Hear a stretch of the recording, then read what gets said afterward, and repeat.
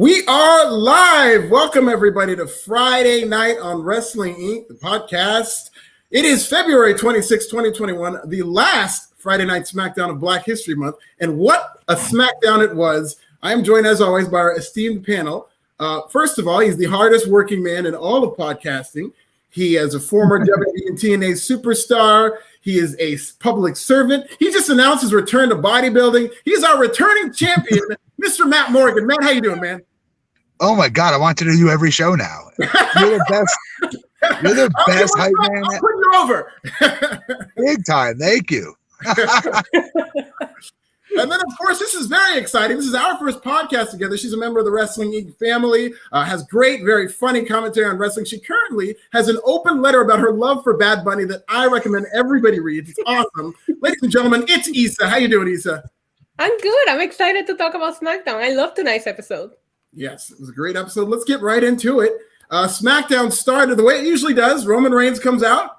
He says that Elimination Chamber was a perfect night except for Edge. And just as he's about to cut a promo on Edge, Bryan interrupts. He asks a very good question. Why didn't you wait till the main event? You're the head of the table. Why did you have to challenge me right after I won the Elimination Chamber? Then Jay Uso jumps in. He says you got to go to the back of the line. Roman Reigns asks Bryan, do you want to get hurt again? And before he can answer, Jay Uso pounces. He beats up Bryan and he throws him into the Thunderdome. And that's it for that segment. What did you guys think, Matt? Awesome. I love this use of Jay Uso. I was getting worried there for a minute because let's be clear. The storyline with Jay Uso, and I used to, not argue with Glenn, but go back and forth a little bit with this because Glenn was always like, oh, just a big babyface push for Jay Uso maybe out of this. I'm like, listen, dude. Love Jay Uso just like the rest of you do, but brother, he is the sizzle to Roman's steak. This is about Roman. This is the Roman storyline, and he is a subplot of Roman getting heel heat. So for Roman to get this heel heat, he's got to be a dick to his own family member, and it's worked, and it's worked wonders, all right, and making him do things that he normally wouldn't want to do at the beginning of this storyline, all right. So with that said, as the storyline has been progressing, there's been a couple times there where Jay really wasn't doing much. And now these last couple of weeks where he's just super kicking people's teeth down their throat out of left field and he's got some attitude with it, I like it so much because it's going to continue the storyline even further to making Jay this dicky heel that he's not accustomed to being.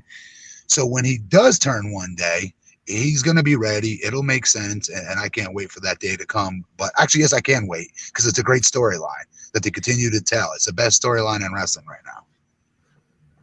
Yeah. I mean, I absolutely loved everything that Jay Uso did. And I love that he stood up without Roman even having to say anything. He said, no, you want to match with Roman, you have to face me. You have to make it through me first, which is what family is supposed to do. That's the storyline that they're trying to tell us. I just want to say that Bryan has been doing this long enough to know that if he won the Elimination Chamber, he should have been ready to go, whether it was the next match or the last match, right? At WrestleMania 30, he had to beat Triple H to make it to the main event, and he did it, and he beat Batista and Randy Orton. So if you just can't hang with Roman Reigns, the head of the table, the tribal chief, just admit it. Just admit it. That's it. That's incredible. I love Jay Uso. He's such a good goon, and I mean that in the best way because they don't treat him like a henchman who just loses and he's there to be the setup guy. Like, Jay Uso is about that life. Like, he's a guy who won 2 matches in the Elimination Chamber. He beat 2 people. Like, he's an actual guy. He's not just some Washington general, and he's a very talented wrestler. We've seen him have great matches with Kevin Owens. We saw him have a very good match with Bryan tonight. I mean, I just love Jay Uso. It makes me forget that he's part of this legendary tag team in the Usos. Me too. Like, Jimmy Uso better come back soon because I'm here for Jay Uso as a singles guy. And do you know how hard that? Think about that. His brand this whole time has been him and his twin brother tag team, best Hall of Fame tag team, one of the best tag teams of all time when they're done. It's going to be hard to argue that they weren't one of the top. And now you're right. I don't think about him as a tag team. I think of him as a single star now. And I never thought I'd get there, but I'm there.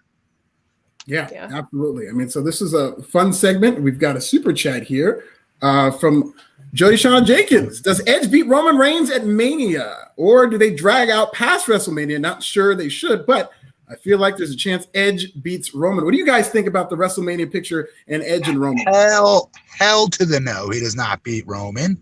Roman definitely beats him. Roman has to beat him. He's still, guys, this mega storyline is going to continue, and it needs to continue. I'm sorry. Ratings have been up. Nobody can dispute that this is not, and there's some cool storylines, but this is the storyline. There's no question. This is drawing money. If there was fans to be in attendance right now, I promise you all, house shows would be up. Everything would be up. This is a major draw.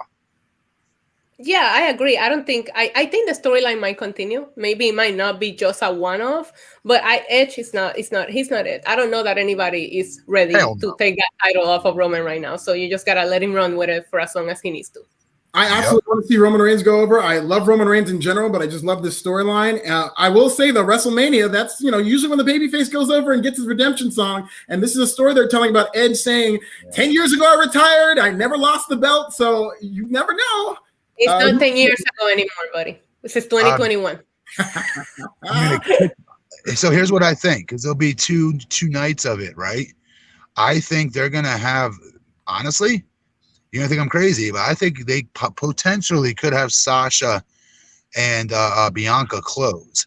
And here's why, because I do not think you don't have to have the babyface triumph at the end of like the first night, let's say, right. or Roman and Edge could wrestle the very first match on the second night, whatever have you. I don't care where they are on the card. It's the main event. Let's just be honest. It is. But he ain't beating them. I hope so. Here comes Brian Cyrus for $5. When is Jimmy Uso supposed to come back? Him and Jay should win the tag team titles. Well, I mean, I like that, but that's old stuff. That's old bleep for Jay Uso. It was reported that he was supposed to be back by the Royal Rumble, so he's ready to go. I mean, his knee is healthy. Maybe they're just seeing Jey Uso and they're just like, "Hey, man, let's ride this thing out." Poor guy. Poor guy. We've got one from Justin Lopez, friend of the show. I'm hoping he still sees singles action when Jimmy returns. Very good point. I can see Jay as a solid mid-card champion down the line. Yes. Yes. And then finally, we've got one from Krana. Oh, Krana Shaw. Says, should have been Edge and Christian versus Roman and Jay at Fastlane. I'd like to see Edge and Christian versus the Usos now that you bring that up. That would be amazing. Ooh. That's not bad. I like that. That was a good fantasy book right there. Yeah, that is. That is really good. Yeah. Mm-hmm. Okay, we got one final outfit. If you're doing a sponsor advertisement, it better be awesome. That way we don't need Glenn Chew and Barbarian to do it. Don't you bury the guys who aren't there. You keep the same energy. But thank you for the $5, Brett Murphy. We really appreciate it. So we go backstage. Edge comes out and he's questioning why Daniel Bryan cut the line. He's talking to Adam Pearce and Sonya Deville. Pearce said this match is on his lap, and he announces that it's going to be Daniel Bryan versus Jey Uso tonight. And if Daniel Bryan wins, he gets to face Roman Reigns for the title at Fastlane. And Edge is pissed about that. He just storms off. Next, we get Otis and Gable versus the Mysterios. Now, if you remember last week, Otis did turn heel, and these guys are full-on heel. Otis is working like Vader, like barely. Just a monster. And this is like a lovable guy. And we get a quick match. The second Otis tags in, he hits a middle rope splash on Rey Mysterio, and Otis and Gable wins. What do you think about this heel Otis, Matt? I like it better than, to be clear, I hated what he was previously doing. I'm not an Otis guy. In real life, I know him. He goes to my gym. He's a nice guy. Storyline, though, with the way they've been booking him, I've never been a fan of any of the stuff they've been doing with him. The Mandy storyline for maybe a week I liked. I thought it was funny, thought it was cute, but that was it. Like when he won the Money in the Bank briefcase, I was pissed. I hated that. So I'm not a fan. I'm not trying to be a jerk about it, just not a fan. So anything is better than what they've been doing with him, which means this is akin to being the world's tallest short person. So what? Yeah, I am not an Otis person either myself. So I'm more here for seeing Chad Gable being used. It's just sad to see him being used this way because there's so many talented people on SmackDown that I would love to see him have matches with. But at least he's on TV, right? The Mysterios, I am over them. And it makes me a little sad because I remember when Dominic first came, I was like, oh, I would love to see them have a run as tag champions, dad and father, but this was like a year ago. Now I don't want to see them anymore. Oh, no. They were a hot act when they had the whole thing with Seth Rollins. In terms of attracting people to the television, you say what you want to say about the creative, but a lot of people were really into that Seth Rollins stuff that they did with the Mysterios. And we've got Wolf Bane shooting a shot. Issa is the real head of the table. How about that, Issa? Oh, I think this is the same guy that asked you if you were single like 3 weeks ago. Very inappropriately, might I add. Another super chat. Reigns can't lose until a future match with Rock, and I 100,000% agree. And I don't even think he should lose that match. No, he shouldn't. No, he shouldn't. Mm-hmm. And then George. And want to know something? I will say real quick, Rock is smart enough not to do it either. Mark my words. Right. George Devine says, would you three prefer to see Jay win the IC title while he's a part of Reigns' faction, or for him to win the tag titles with his brother? Good question. What do you think, Matt? Okay, I want Big E. See, I love Big E. I've been waiting for them to do the right thing with him, right? So I don't want to see – this is a tough call. If there was no Big E at the level of the Intercontinental Champion level guy that he needs to be right now, I'd say hell yes for Jey Uso. You know what? Screw it. Yes. Yes, I do. I think if you add Jimmy Uso to this table, right, and he becomes part of the Roman Reigns protectors, then they will look better with the tag championships. Because they both have belts. Right, because they both have belts, and then you have Roman with the Universal title. Yeah. But if you take Jimmy Uso out of the equation, I'm 100% with you. I would love to see him have an Intercontinental title run. But again, I also love what they're doing with Big E. That's the thing about SmackDown. The possibilities are endless, and it's a fun show to watch because of that. It is. You're right. Now we get into this segment, which I felt was the best segment of the month, let alone the year. Apollo Crews has new gear. He's got his scarf. He walks out there, newly healed. He gets on the mic and he says, why the sudden change? People tell me I've been nice for too long. He says, I'm not from the hood or suburbia. I'm from Nigerian royalty. I'm a real African American. My great-grandfather ruled the Tiv Nations. He had 5 wives. 5 wives, wealth, dominance, and power. That's what he was about. And he told them that when your enemies defy you, you show them the steel. Then he gets into some Nigerian bars, and he gets into a Nigerian accent. He says, Shinsuke Nakamura, you will suffer the exact same fate. It was amazing. It sounded like my Uncle Frank. And then Cruz faces Shinsuke Nakamura, marks Shinsuke Nakamura with an Olympic slam in the win. This is a new Apollo Crews, ladies and gentlemen. What do you think about this, Matt? I loved it. I did. He ballparked this. Now, really quick, he's both you guys, Issa and Alfred, rather. One thing I never really dug is when somebody turns heel and like the next week they're completely changed. Their gear's different, their hair's, they have a mohawk, their beard, everything about them is now different all of a sudden, overnight. I always think that's kind of hokey, but he did need something. He did need something as a catalyst to start telling that story. When he comes out right away, he does look different because he needed that. He need that what you call fresh coat of paint. This is it. And I love where the hell did that story come from? Is that all true? It's 100% true. His name on the Indies was Uha Nation, which is a nod to his Nigerian. Oh, yeah, that's right. Yeah, yes. Nigerian heritage. Issa, what did you think about this segment? I loved it. And I do feel like this is something that has been slowly building up to it. Not to bring Roman back, but I'll never forget when he was sitting back there having that conversation with Roman Reigns a few weeks ago, maybe it was like a month ago, getting a little advice from Roman Reigns. Then he slowly tried to beat Big E the right way and he couldn't get there. And you know what? He snapped. And I absolutely love everything about this. Like he's like, no, you're gonna put some respect on my name, and I'm gonna show you exactly why. The promo, I never once cared for Apollo Crews talking. I couldn't get enough tonight. So listen, good for him, bravo. The gear was so on point. I really, really loved everything that he did until he got to Shinsuke Nakamura. Poor Shinsuke, man. Hey, somebody's got to suffer, you know? I know. That's a great point about the gear. I completely agree with you. But what I liked about this is that he was incorporating his new gear into his promo and talking about his Nigerian royalty because it was filled with Nigerian symbols and stuff like that. That's why it worked. Yeah, absolutely. That's exactly why it worked. And like Issa said, she's right. This wasn't an overnight turn. This was a not slow, but it was a little bit of my favorite word, crescendo into this. It really was. It didn't happen overnight, to be fair. But what was I going to say? Did he really say steel? Steel, yeah, you show them to the steel. And that's something that Corey Graves repeated on commentary. He said that his grandfather says that you show them the steel. So that might be something that he repeats over and over. Brother, isn't that mean gun? It can, yeah. I mean, in the streets it does, but because he used a steel stairs, I guess they can talk about the steel. Oh, okay. Yeah, you know, because he threw the steel stairs on Big E, so that's the steel they're talking about. WWE's not talking about guns. Right. That's right. So he didn't mean it. Is two ways. Yeah. Jody, right on cue, says, loving the new heels persona. I was a huge fan of his Uha Nation gimmick, and I hope he transitions into something like that more. And yeah, I agree. And then we've got another super chat from Stellar Justin Lopez. What a time for Apollo to come up with the African royalty heel gimmick with Coming to America 2 coming out next week.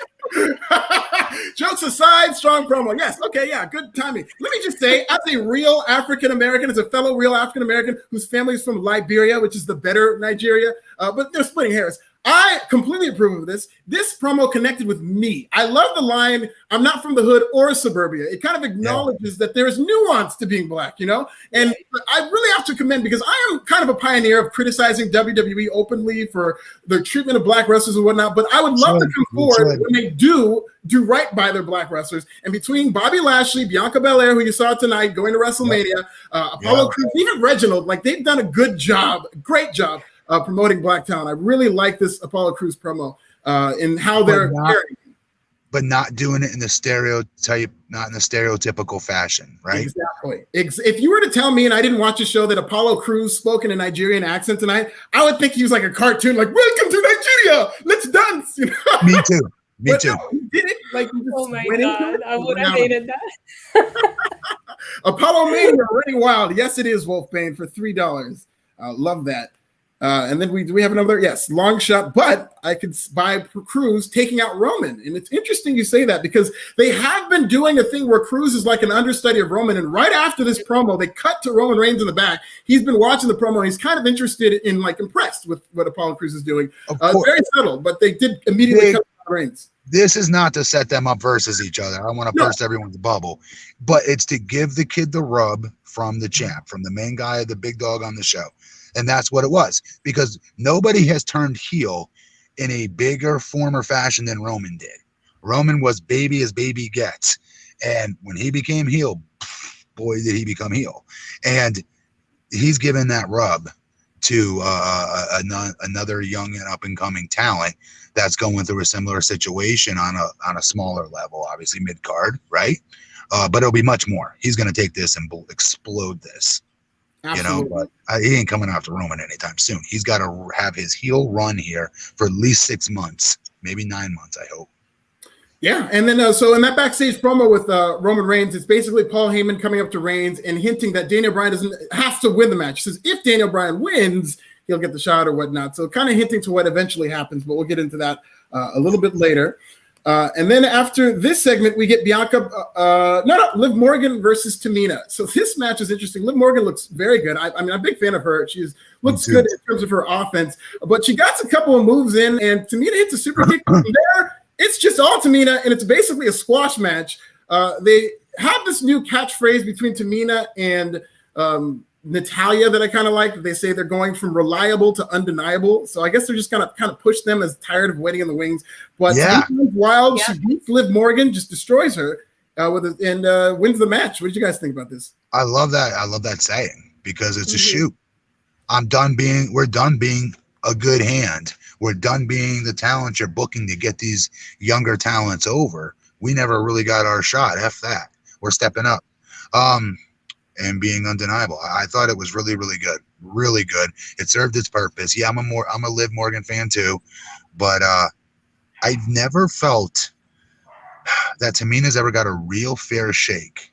She's got hurt at the wrong times twice, I remember, when she was about to get that push, but she's still there. She still has, in my opinion, $1 million look.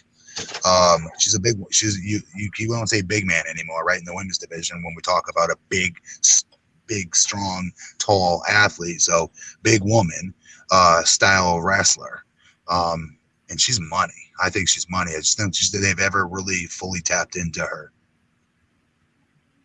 Yeah, I agree. I think I talked about it last week. Tamina and Natalia becoming the veterans that nobody really takes seriously, and like becoming a tag team in that kind of way. I can get behind that. I've always wanted more for Tamina, and if this is the way that she gets it, good for her. No, absolutely. I mean, I mean, I don't know what they're doing with the Riot Squad, but it definitely looks like they're building Liv Morgan and Tamina for something. So who knows if they get a tag title shot or if they're in a group match or whatnot. But I love Liv Morgan. I don't like her in Riot Squad. I want her by herself. I want her to be a single star. I don't know why I'm like the only person that doesn't dig the Riot Squad, but I don't. Yeah, I mean, if they did something with the Riot Squad, I'd like it, but they've always been in neutral. They've never gone that extra step. So that Riot Squad brand to me has always just been, they're just going to be kind of going around in circles. Right. Yeah. Agreed. So we get to Bianca Belair. She's going to make her decision. She comes out. She says it's been 3 weeks, 5 days, 2 hours since winning the Royal Rumble. Her mama always told her the choice is to find who you are, and my choice is clear. But before she can make that choice, here comes Reginald. He says you're going to be haunted by your bad choice. The choice is what defines you, and it's going to be a bad one. But then Sasha comes in, and she says, don't ever speak for me, Reginald. And she tells Bianca Belair, if you want to make history, you'll choose me. And she crosses the line by saying that Bianca's not the EST. Bianca's just second best. And that's just too much. So from there, Bianca Belair decides she's facing Sasha Banks at WrestleMania, and we get the pointing to the sign and all the fanfare. So it's going to be Bianca Belair versus Sasha Banks at WrestleMania. What did you guys think about this rollout? Really quick, Issa, what I was in the gym watching this, and it was up on the big screen as well, right? And you can see all the other TVs next to it, right? And I was watching everyone's reaction. I always try to watch all the people in the gym's reaction. Do they ever watch the SmackDown TV that's on over there or not? When Bianca came on, that big freaking inviting smile that she has, she's got $1 million smile. She just does. It lights up the frigging planet when she smiles. Not to sound corny, but it does. And I'm not joking. I watched all the other guys on cardio like stop. They took their headphones out and they're like watching, like, who's this girl? 5 of them did that. I would say, I don't know if they're wrestling fans. I've never met them a day in my life, but I don't know. I just thought that there was something to that. I was like, she screams star in every sense of the word with her, just her genuineness. Like, she's authentic, and there's something that just draws me to it. Yeah. I love that you just said that, because that is the thing that I absolutely love about Bianca Belair. Not only do I think she's it presence-wise when she comes out, she always just looks so on point, but there's just something so relatable, something that really makes you want to root for her. And it's just, every time I see her, I'm like, oh my God, this girl is it. And I hated that Reginald interrupted her. I'm glad that Sasha kind of brought back. I do like Reggie, don't get me wrong, but it was like we gave Edge the big point at the sign and take down Roman to make his pick. I wanted Bianca to have the same grand make your pick moment. And when Reginald came out, I didn't like that, honestly. I thought that she deserved to have her moment because we've been waiting for this decision. That being said, I think we all knew she was going for Sasha. I think this is a dream match, at least for myself. I think it's a dream match. I cannot wait to see it. And I hope that Bianca wins at WrestleMania. I think that's the right choice. Yeah. Amen. The Reggie thing is weird. Like, they're definitely going to institute Carmella in this somehow. I don't know if it's going to be a 3-way at WrestleMania. I don't know if they're going to do it at Fastlane or whatnot, but the Reginald thing is kind of weird that he's always had a hand in their feud. So they're doing some of that. And Matt, I love that idea that guys running on the treadmill, let's see what they're paying attention to. I think WWE should hire a street team guy with all that money they have to just stand around. What are the guys at the gym paying attention to? That's who your stars are. That's a great measure of it. They were watching NBA, just to put it in perspective. And they all, like, I'm dead serious. They all took their headphones out from watching that because it was playing like through the speaker system. You could hear SmackDown and see it. Where all the other TVs, you have to put your headphones in to the cardio equipment and pick the channel of the game that's on. So there's no question. They were listening and watching her. That's awesome. And I was like, that's pretty freaking powerful. Wow. That's great. She's it. She's it. I'm sorry. I love Bianca. No, absolutely. Jack Collins for $4.99. Didn't know what's up backstage, creative, etc. But things turn around a lot. A few months ago, WWE was cringe to watch. Raw still is to me. I agree. Okay, I agree. I hate cringe. I hate cringe. I hate Raw.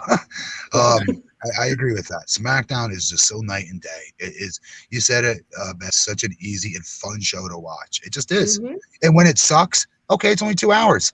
I don't feel like Right. I lost any time doing something else. Where when Raw sucks, I get so angry at myself that I gave up those 3 hours. And I'm like, ugh, you Same. see my reaction when I come on here. You could tell when Raw was atrocious, my reaction before we even start the show. 3 hours is a long time to watch wrestling. Right?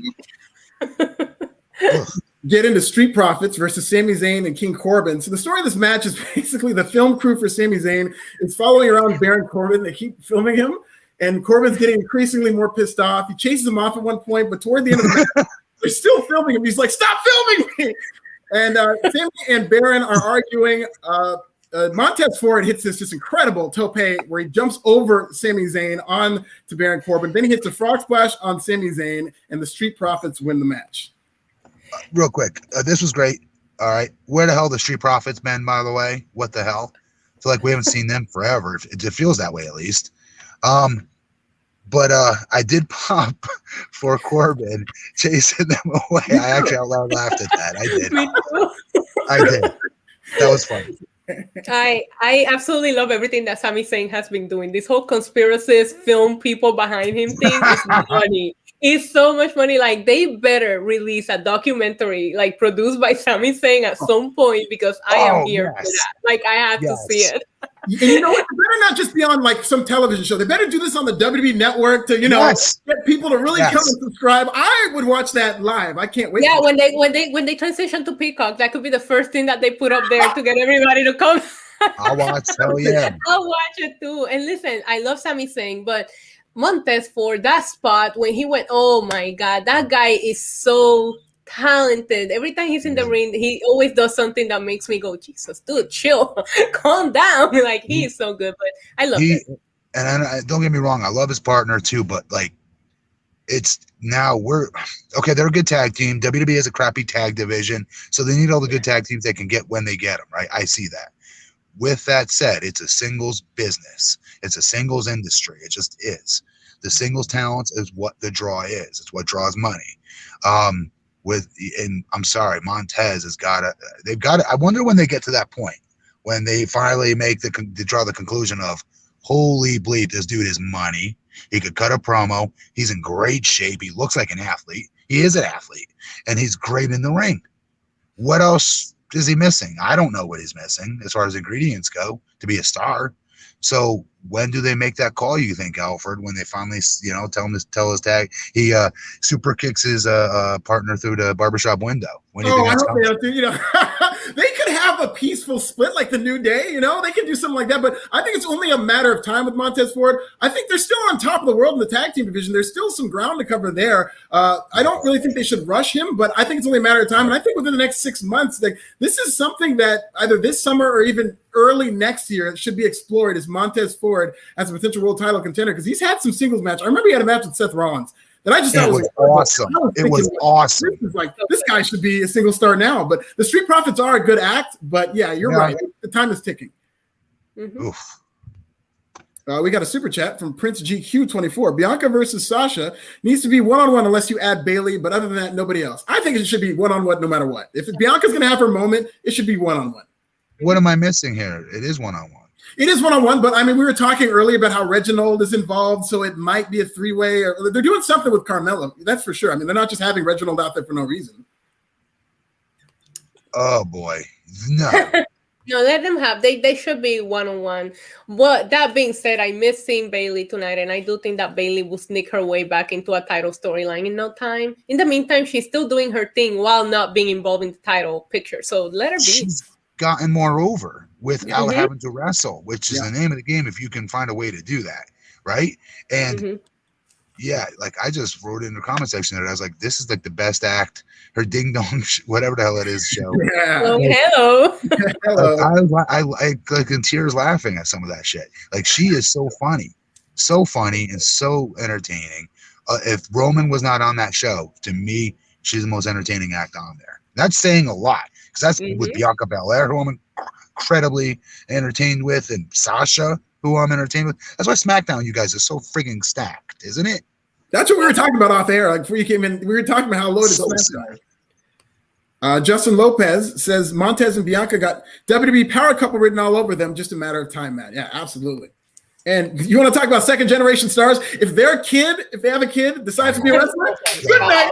Oh my God. The athleticism, the charisma, like they're both 10 out of 10. If this is like we're playing WWE, whatever the hell it is, video game, their charisma, their athleticism is already 10s. What the hell will their kids be? Absolutely. Like new world stuff, guys. I'm talking like alien type stuff, like stuff we've never seen before. Stuff. Yeah. Their finisher will be them jumping up into the barricade, into the stands or something. For real though. Yes. Bayley has no direction for WrestleMania. I think they're going to make her host it. You know what? I think it'd be fun. Okay. She better wrestle. Like she's still in her prime, and maybe they'll make her host it. But I want to see Bayley wrestle too. It's too nice. It's too nice. They should have time to form a storyline for everybody that's over right now and put them in the card. Whether she's in a title picture or not, she should have a match at WrestleMania. She worked very hard this year. What about who does she work then? Who? Oh, Carmella and Bayley would be good. So we get to backstage promo with Daniel Bryan. He says his chances of beating Roman Reigns are better than Edge. Edge comes in there and he confronts Daniel Bryan. He says, "Who do you think would win between me and you?" Daniel Bryan smiles and he says he'll keep that answer to himself. And again, Edge, very pissy mood for Edge throughout the night. So he's not very happy. He was little friggin' yes. Yeah. I don't know what they're going for, but he seemed like a heel tonight. I wasn't a fan of what they did with Edge tonight. I always call him overthinking Edge because ever since he won the Rumble, all he does is just overthink everything that he thinks of Seth, and it drives me crazy.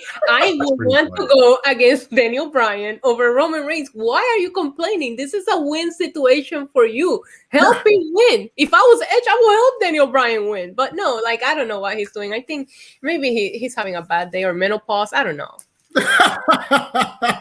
Yeah, I don't know why Edge is so mad because it's like he still has the shot at WrestleMania. It's not like Daniel Bryan is threatening that.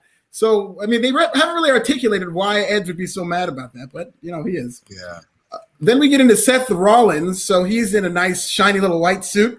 He talks about last week's complaint that he wrote to WWE management. Got a huge response on social media. Twitter, TikTok, all the people are talking about it. This brings out Cesaro. He's all fired up. He's hot. He's got his shirt off. He wants to fight, but Seth backs him down and says, I didn't say you're a loser. I said that you're a loser because of the situation, not in general. And he starts putting over Cesaro. Cesaro is pound for pound the strongest man in WWE. Great technical wrestler. All the stuff you hear about Cesaro. And he says that you just don't have a killer instinct, but I can give it to you. It's never too late to start again. You just need to embrace the vision. And Cesaro just swings Seth Rollins, uppercuts him, and walks off. So, all right. I wasn't a huge fan of this at first. I was after tonight, though. I think I am now. This is something Cesaro needs. Now they're talking about all the obvious things that we've all heard about backstage, right? How Vince doesn't see it in Cesaro, right? Back like 5 or 6, whatever hell it was, when he first got that initial push and had a really great match with Cena. He should have been made that night, by the way. Anyways, he brought to the surface, Seth did, all of the things we know about him. Great look, great body, strongest pound-for-pound wrestler, fantastic in the ring. His style is different. He's got everything it takes except that killer instinct. I can buy into that. I can.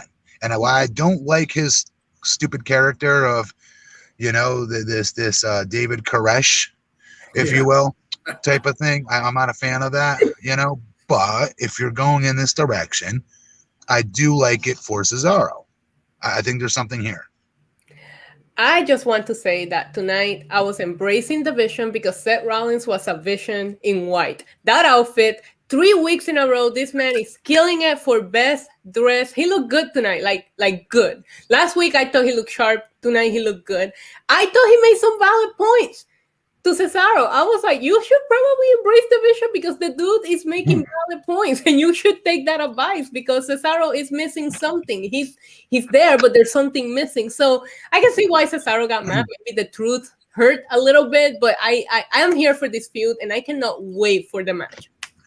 Yeah, I think Cesaro's ceiling, if he teams with Seth Rollins as like a disciple type, I think that would be much better and he'll go much farther than if he feuded with him, probably loses, and then goes back to being Cesaro. Now, this is not a super chat, but this popped me. Cesaro needs pasties. I think that's hilarious. The guy's got great pecs, but this guy, Mike Martin, apparently thinks he needs pasties. You're inappropriate, Mike Martin. And then we got Jax Kellens. I gotta hold it together. Jax Kellens says, dude, Sami, Jay, those guys just get it. Like Shawn Michaels and ETC did, they live in the moment. Others, like actors on 2 a.m. infomercial. So, yeah, they have good promo delivery, as I think he's saying as well. Yeah, I definitely agree in terms of their delivery. Jay really does come off like a badass. I like his shirt. It's just like, I'm going to get him. And he said that tonight again. I just love Jay Uso. And Sami Zayn is incredible. Whether he's babyface, heel, I thought they killed him by making him a heel, but he's pulled that off. Just like Johnny Gargano, how we talk about him, Matt, on Wednesdays. I think Sami Zayn has that same type of quality to him where he can be a babyface or a heel and be entertaining. Absolutely. Yeah. So then we get into the main event. This is Daniel Bryan versus Jay Uso. This is a very good professional wrestling match. It's basically Jay Uso working over Daniel Bryan's knee that he quote-unquote injured during Elimination Chamber. They brawl to the outside, and it ends in a double countout. So that's kind of what Paul Heyman was alluding to, in that Daniel Bryan would have to win the match. He doesn't win the match. It's a countout. So now Roman Reigns, for now, doesn't have to face him at Fastlane. Roman Reigns hits the ring. He pummels Daniel Bryan. Daniel Bryan catches him in the yes lock, but Uso hits a super kick, and they continue to pummel him. Reigns hits a guillotine on Daniel Bryan and stands tall as SmackDown goes off the air. All right, so we multiple times now I've said why they could never put Daniel Bryan at this point before Edge was coming back, if you guys remember. Before we knew Edge was coming back to wrestle Roman. Potentially Daniel Bryan could be a matchup for Roman Reigns at Mania. Right. Roman definitely has to steamroll through him, but would be a good matchup for him at the time. All right. And I was like, the reason we couldn't do that, though, is because they kept beating Daniel Bryan. Cesaro was beating him. Like, he wasn't winning matches when he would wrestle. And tonight is another example of it. Yes, he didn't win, but he also, he didn't lose, rather, but he also didn't win. He had a double count out with Jay Uso tonight, you know. Not poo-pooing on Jay Uso, but, I mean, this is Daniel Bryan again, who's still able to wrestle full bore. And I don't know. I don't want to sound hypocritical here, but it's like, I still think Daniel Bryan, they should be getting so much more out of him. So much more. To me, he's a top talent. He's a main event talent. I don't know why he's not being booked that way.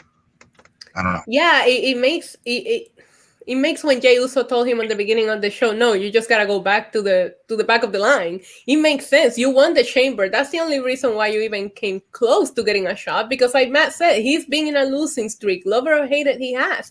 And it makes getting a win over him, it doesn't feel as important anymore. Yes. That's why I don't like that they keep beating him, because now it just feels like anybody could beat him. And it's Daniel Bryan we're talking about. You should not be able to just beat him, you know? Nope. That being said, I just love how they keep just having Roman come out of nowhere at the end of every SmackDown. Like, it just makes my life.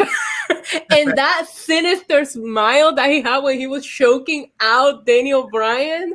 Listen, that man he's just on another level right now. And I am just loving it, because I think we all knew we could get here with Roman Reigns. It was just a matter of finally pulling the plug. And now that the more confident that he gets into this new character, it's just amazing to watch, honestly. I wish there was a crowd there, because I would love to hear the real crowd reaction instead of this stupid "you suck" chants that they're piping in when we're all feeling him right now. Stop that. You know what though? Sorry, you know what though, guys?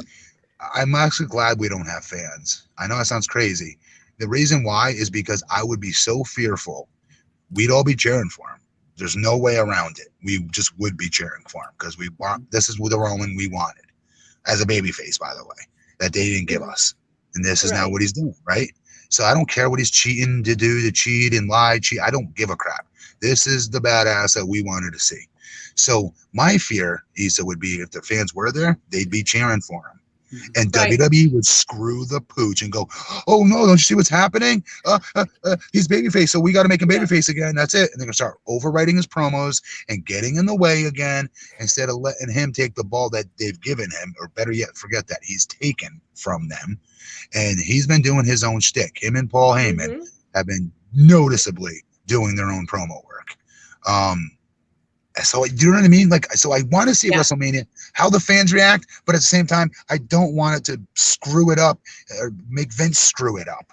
somehow. No, I know what you're saying, because they're automatically going to start thinking, oh my God, make him a face. The fans love him, making a face. Instead of realizing that we live in a different time now where it's cool to cheer the bad guy. And that's just the kind of crowd that you have now. Like, people like bad guys when they're as cool as Roman Reigns, they like him. Also, on another note, I just wanted to say that maybe the reason why Edge is so cranky is because he made his choice before The Miz became champion and realized, I made the wrong choice, bro. Wait a minute. Yeah, he's like, oh man, I messed up. Yes. Well, this is an interesting point. Before we go off the air, who do you guys think is going to be, like, WrestleMania is going to have 30,000 fans in attendance? Who do you guys think is going to be the most over person in WWE when fans are back in the building? I'll start with you, Matt. For WrestleMania or the real audience? Let's say in general. You can pick anybody across 3 brands: Raw, SmackDown, and NXT. Oh, you can't ask me that. I think you would think it would be Roman, but I think we'll still have fans that are gonna sit back and like wait to see what the person next to them does. Are they cheering? Okay, I'm just and follow the leader. Because it's the first time. Damn it, that's a tough question. Yeah, you guys can participate as well. It is a pretty tough. Who do you think it's gonna be, Issa? I think it's a toss-up between Roman Reigns. I think Bianca Belair will also be up there. We're getting a really good reaction. Everybody loves her. Where Roman, I like what Matt is saying, because it's still, for some people, cool to hate Roman Reigns. That's never gonna change. He's just there, and some people are gonna be open to the new character. Some people would always boo him, right? So it's like the haters are gonna boo him. Yeah, I don't know why. There's no reason to boo him right now. He's delivering. I think Reigns will be interesting. Yeah, Reigns, I think, definitely will be a popular guy. But if they wait too long, I mean, if it takes too long for them to come back and Reigns is just seen as like an OP, like overpowered heel, they might turn on him in some. But I do think Reigns is going to be super over as babyface. But I will tell you, you guys are going to call me crazy. I think the most over person in WWE when they have fans back is going to be Cameron Grimes. Okay, because I think this gimmick that he's doing, he's going to be like a. You are crazy. Like the Damian Sandow, Heath Slater, Rusev Day, that type of like cold, ironic. Like, people are going to flip for him. I think it's going to be Cameron Grimes. Remember, I said this. Okay, no. But you did hedge your bet, because you then immediately threw it down to the mid-card level pops that those guys were getting. Yeah, but no, at one point, those guys were, like, Rusev Day was the most over thing in WWE at one point, in terms of, like, how he was selling his merchandise. So I'm putting Cameron Grimes in that territory. My answer is Cameron Grimes. Okay. Yeah, I mean, maybe a crazy. Before we leave, though, we do have a marriage proposal. I mean, I have to. It's a marriage, you know. No. Corbin says, "Marry me, Issa. I'm unemployed, but I have potential." LOL. So, are we going to go off with the marriage proposal or not? Absolutely not, Holy Coffin. No more marriage proposal unless you pay $20 in the super chat, ladies and gentlemen. Okay, none of that. We have one more super chat before we leave. This is from Michael Sachs Jr. Have a question about DB. When does those running kick in the corner, did he always grab the rope or starting doing that when he first came back? Always grabs the rope on his follow through. Always. Yeah, I thought that's normal for him, right? Yep. Okay. And he definitely makes sure to do that, especially with the concussion issues that he's had. That's, you know, instead of landing on his head, he wants to grab the rope to make sure that he doesn't land all the way over. Yep. Mm-hmm.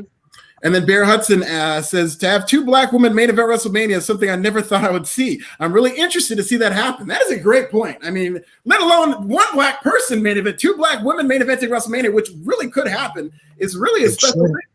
It should, because Roman's going to go over. Okay? So people want this babyface magic WrestleMania closing moment. You go with Bianca. Bianca going over Sasha night 1. Yep. Will be an amazing moment, and it will be remembered, and I am very excited. Who closes night 2 then? Who closes night 2 then? Roman Reigns. I see Roman and Edge too. Mm-hmm. They're not. You said your biggest match, right? Like they say Raw. Listen to me. By far and away, it's the biggest match. We get that. Everyone understands that. But if they're sold on, they have to close both nights with the babyface going over. I'm telling you, they would. I don't know. They had a cash-in main event. You know, they had Seth Rollins outsmart everybody in main event at WrestleMania. I can see them putting Roman. Was he a babyface though at the time? No, or was he? Seth was a heel. Okay. Yeah. Okay. Yeah, I can see. I don't know. I will put Reigns. I mean, let's be very clear. That is by far and away the biggest match on the show. It's not even debatable. It's not even close to being debatable. Sasha and Bianca's going to be off the chain. It's going to be a great match. Everyone's looking forward to it. It's a dream match. But it's if there were fans allowed back into this arena, trust me when I tell you, the main draw of this pay-per-view is Roman Edge. And it makes money. So obviously it's the biggest match on the show. I was just wondering if they were going to, switch it around somehow and get too cute because they have to finish the show on a good note. Crap. Do you guys think we see Brock Lesnar? A lot of people in the chat are saying Brock Lesnar is going to be part of the biggest match at WrestleMania. Wait, what? Do you see Brock Lesnar coming back? If you put the WWE title on Lashley, then save Lesnar for like a SummerSlam. You know what I mean? Like yes. I wouldn't have him come back right now. Just wait until you have full fans allowed in the building for Lesnar. Let Bobby get on a run, a monster heel run, a la Brock, and then have Brock come back and try to be the bully beater upper. But he better not get it done either. Bobby better beat him too. Yeah, that being said, Lesnar and Lashley, I cannot wait for that match, and this is the right time to do it, just not for WrestleMania. Let's save it for SummerSlam. Yeah, Lesnar-Lashley has always been an interesting match, but now that Lashley is as hot as he is, I mean, people would complain either way if Brock came back, but if he came back for Lashley, I'd still be here for that. But I agree. It's not a match that needs a title. It's something that you can hold off on as long as you keep Bobby Lashley strong. He has to put Bobby over, though. Otherwise, I don't want to see it. No, I would love to see it. Okay, so before we get out of here, Matt Morgan, you got anything to plug? Nope. Okay, Issa, it's on you. No, just NYC Demon Diva on Twitter and Instagram. Oh, you guys are so humble. Follow me on Twitter at This Is Nasty. Go on my YouTube channel, Pro Wrestling Bits, and go on Forbes and read one of my articles. It's very fun. You guys have been great. This has been a great podcast. We got 2 more super chats before we leave. Jesus, the Black woman demographic is untapped resource in WWE. They have top women who look like them. Yes, yeah. I mean, it's a great demographic they need to exploit, and they are now. Big Show breaks his AEW contract. Roman Edge wins. Well, you guys really don't want us to leave. You guys are just throwing all these super chats, and the Chris Bianca needs to close night 2 fireworks close show. I would love that. If WrestleMania went off the air with Bianca Belair celebrating, I agree. All I could ask for. Well, you guys, I would love to see. You know how excited I am for Sasha and Bianca. I'm just thinking the way that they tend to book WrestleMania, I can see them saving. Listen, I'm a woman. I've seen the main event once in how many WrestleMania now, so I don't put my money in saying they're going to put the women last. No, you said Roman Edge. Nope, you can't go back. You said Roman Edge. Listen, you heard it. Issa does not want to give Divas a chance. That's the hashtag. The main event of WrestleMania is going to be Bad Bunny against The Miz for the WWE Championship. Hey, you heard it here first, ladies and gentlemen. Bad Bunny versus The Miz will main event WrestleMania. Good night, everybody. You guys stay safe.